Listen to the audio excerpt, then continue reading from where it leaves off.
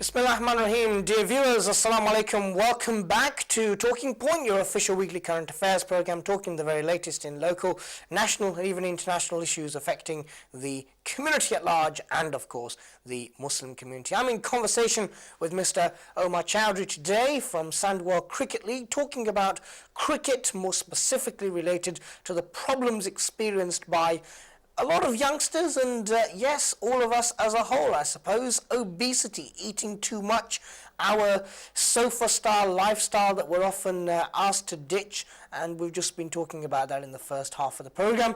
Omar, welcome back to the show. Thank you. During the commercial break, a lot of people would have had a lot of time to ponder over what we've been saying, and a question that a lot of people ask is this: with the development of technology, with so many games consoles now out and about, and young people taking an avid interest in this kind of stuff, do you think that young people would prefer to sit at home and play with these game consoles, or actually get out on the pitch and play a bit of cricket, in your opinion? It's a bit of both, really.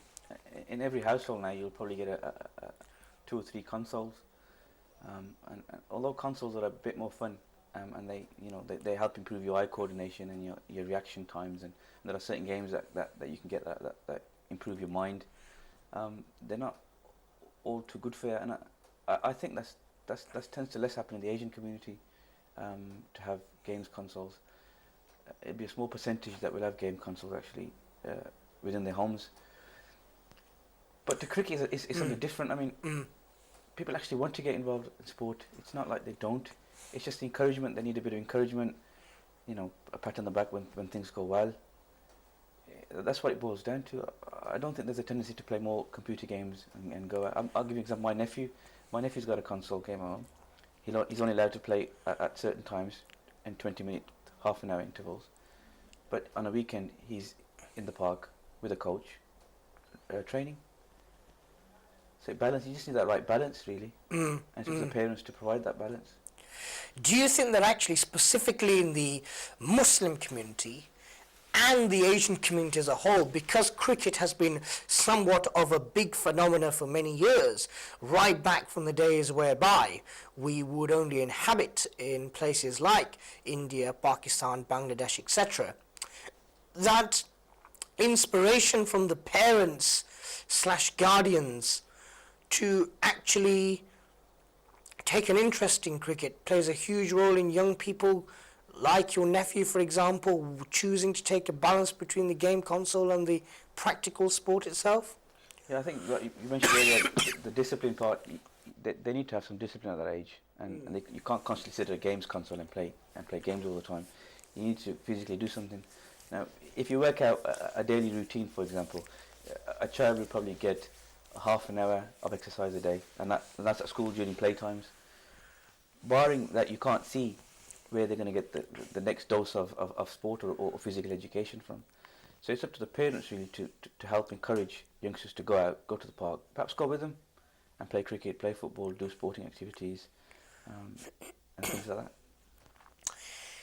You are, of course, an individual that has managed to take over a cricket league like Sandwell Cricket League, and in the space of a very short period of time managed to really enhance it to an ability that you can really regard as satisfactory for the time being. We talked earlier about the award ceremony that you recently held.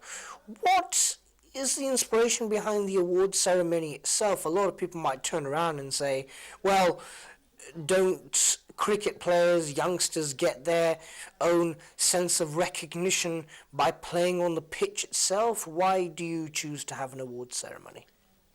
I think it's a competition factor. It's human nature. We perform better when we're under pressure, or when we're partaking something, when there's a reward at the end of it. So the guys who play cricket, when we used to play as youngsters, if we were in the park playing cricket, and if we were chasing a ball or we were moving to catch a ball, the enthusiasm wasn't there as much as when there's a reward at the end of it. So these guys who play 18 weeks of cricket, they play hard competitive cricket, So they know they've got to win at the end of the game to achieve something. So their performance levels rise. And that's the reason behind having an award ceremony. Not only do they come and get the trophies, but everybody's there, they talk, they discover things, and how to perform cricket, how to play cricket better, what tools are out there to improve it, and generally things like that. But you didn't have just an ordinary award ceremony, did you? Just explain for the sake of our viewers what sort of people actually turned up, apart from the players themselves, to actually make that award ceremony quite special indeed for those youngsters who had achieved quite a bit in terms of cricket and their achievements in that particular sport. Well, we had one of our local MPs for Perry Barr, Khalid Mahmood. We had another local community worker, Wasim Zafar. We also had a few councillors from Sandwell. We had a lot of apologies, but I think that was down probably to the weather. But we do have councillors and MPs attending, and local community organisations who do come and support us on a regular basis. And that, I guess, it further inspires the youngsters to play their role, as they are very much seen as not only people that have been very successful for their own sake, but also ambassadors of their particular community, I suppose. Yeah, I'll give you an example of Khalid Mahmood MP. When he did his presentation, we had a special table set up for dignitaries. Khalid didn't actually sit on that table. He moved to where the players were sitting, and he sat amongst them. And there were you could hear youngsters whispering, "That's Khalid Mahmood MP. We see him on TV." So it's things like that encourage youngsters. Shaking Khalid Mahmood's hand. They've seen him on TV. They think it's a wonderful opportunity for these guys. So it encourages them to say, "Okay, this sport, you meet celebrities. If Khalid will allow me to call him a celebrity." And things like that. So I think, yeah, there's something more to this than just picking up a bat and a ball. Time is our only enemy, and it's already beaten us, I'm afraid, Umar. But thank you very much for giving up your valuable time to be with us. Dear viewers, this is what we do each and every week. We bring in inspirational guests, talk about topics locally, nationally, and even internationally of interest to the community. And yes, if you have any feedback, any ways in which this program can be improved, any topics that you want to put under the hammer, metaphorically speaking, of course, please get in touch with Noor TV. But from me, Ahmed Boston, and from the Noor TV studios here in the heart of Birmingham, United Kingdom, thank you very much for joining us, and please join us again next Sunday between 12 and 1. Until then, Assalamu alaikum wa rahmatullahi wa barakatuh.